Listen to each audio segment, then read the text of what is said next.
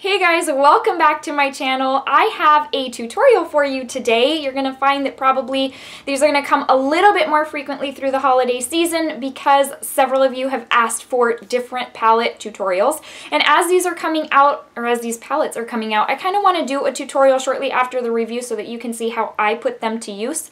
Now, you guys know that I am not complex, not complicated when it comes to my eye looks. I love glam and I love intense, but I also don't like using a ton of shades. I don't have time for that. I like to do a handful of shades and I'm out the door, and so I'm going to do the same thing for you guys. So if you like simple, easy to follow, I really think you're going to like this. I hope you like this, enjoy it, find it easy to follow. This look is using the new Huda Nudes eyeshadow palette, and it is only using 5 shades from this palette. 5, and that's it. Using a couple of the same shades in different areas, and so I really think you're going to find this helpful, especially if you are a busy person, if you are on the go, if you're like a mom, if you work full-time, even if you work part-time. Anyways, so whatever the case may be, most of us lead very busy lives, unfortunately, and so, you know, it's hard to find the time to spend a lot of time on makeup. So this is 5 shades only from this palette. Again, I hope you're able to find it easy to follow and applicable to your everyday makeup routine. So here we go. Hope you enjoy. Alright guys, we're going to start with our transition shade. It is called Secret. And the reason there is already something in my crease is because I started the look and realized that the camera wasn't recording. So just replicating putting that in the crease real quick.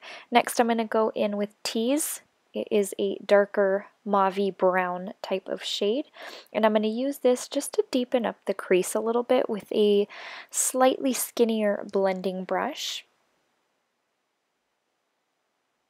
And you can build it up as you like. I do find that with some of these matte shades I have to build them up a couple of times, but it's really to your desired intensity.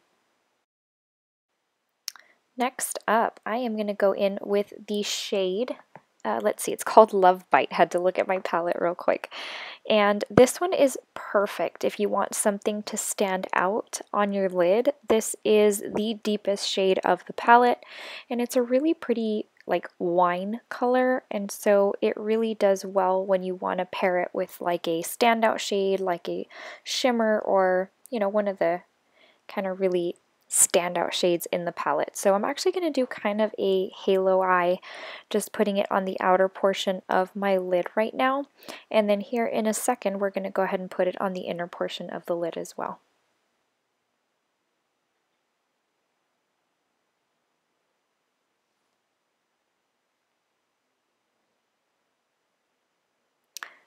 Next up, I am going to take this the shade Charmed. It's one of the 4 kind of marbly type of shades in the palette, and I am taking it with my finger. If you use a brush with these shades, I have found you'll really damage your pan of product. They're so creamy, and just I don't know if they're designed to go on with the finger, but they just really go on best with your finger. I have tried it with a brush and did not have any success doing so. So you use less product and keep your pan of product intact by using your finger, and obviously I layered a couple of times. Next up, I'm going back in with that Love Bite shade, and I'm going in with like a liner brush because we're going to line the lower lash line with this.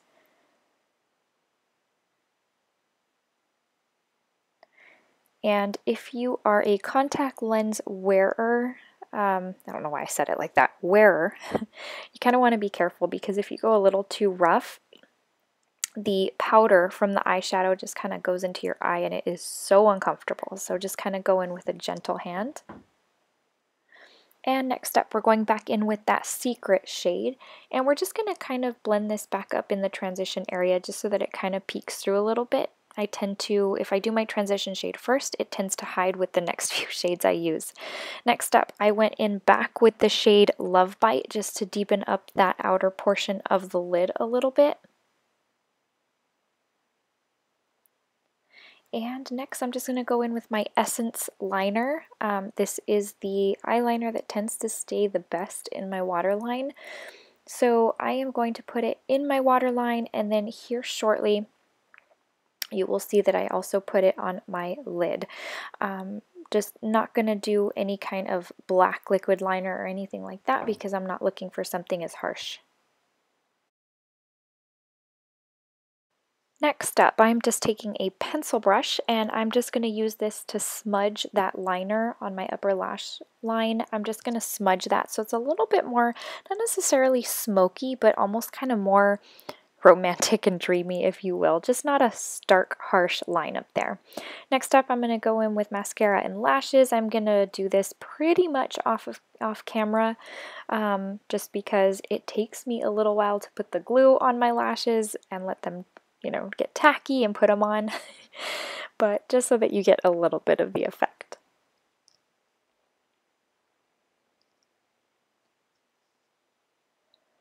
Next up, it's time for the face. Now that we're done with the eyes, I'm going in with my Tatcha Silk Canvas Primer. This is one of my favorite primers of all time, if not pretty much my favorite. It just helps my foundation go on so smoothly, effortlessly, and gives me that real airbrushed look, and a little bit goes a very long way. It also smells really good. It smells like a spa. So it's kind of luxurious when I put it on.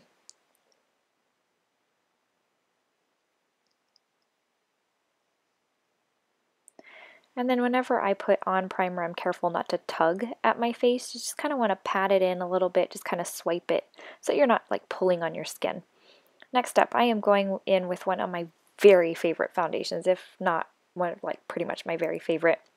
It's the Too Faced Born This Way. I am in the shade Light Beige. That is the light neutral shade. Y'all know that I am a light medium neutral, but this one just seems to suit my skin tone very, very well. It's a shade that just warms my skin and makes my skin look so super healthy. I ran out of my last bottle and picked this one up and just fell back in love with it. So I have been pretty much using this nonstop.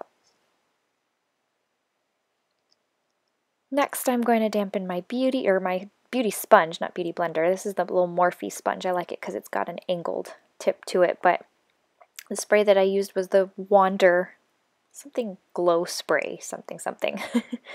But it just seems to apply my foundation better when I use it, and so I've been trying to do a spray whenever I use a beauty sponge, even when I use a brush.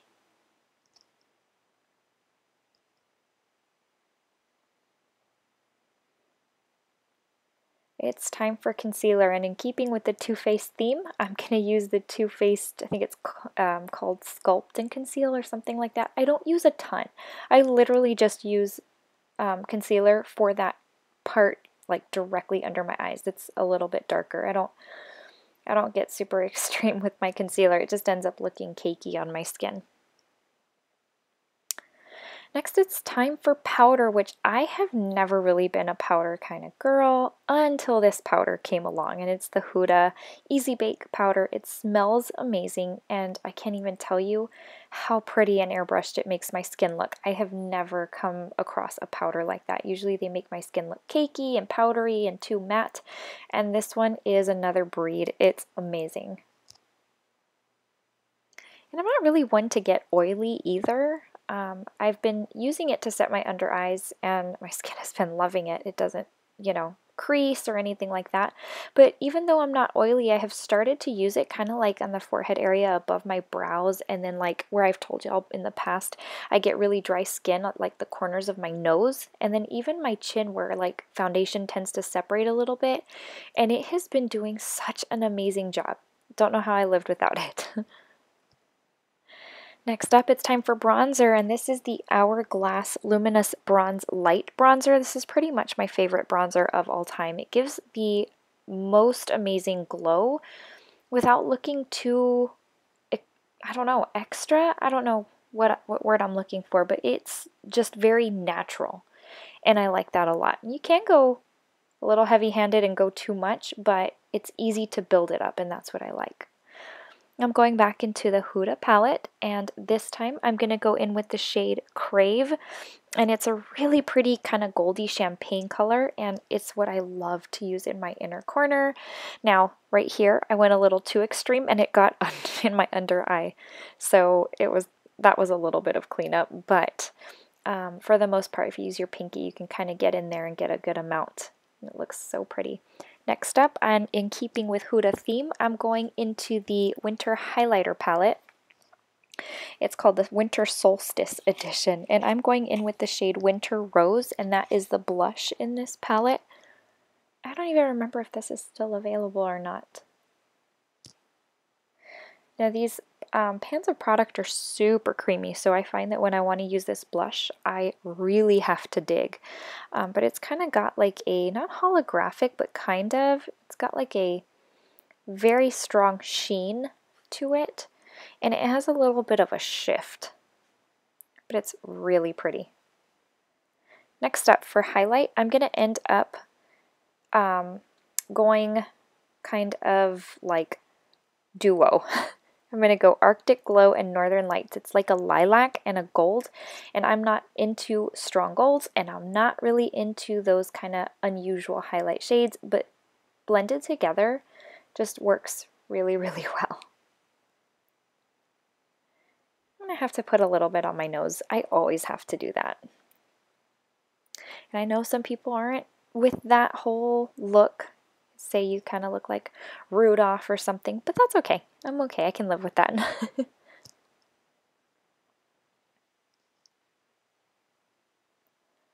And next up, final step is lips, and this is the Sephora, it's called Hot Bikini. It's a Sephora limited edition lipstick that came out maybe like, I don't know, 4 or 5 years ago, maybe even longer, and I have loved it so much. Once it runs out, I'm going to be pretty sad, although you can kind of find dupes for this shade left and right. It's like an orchid shade, but it complements this pink eye look very, very well.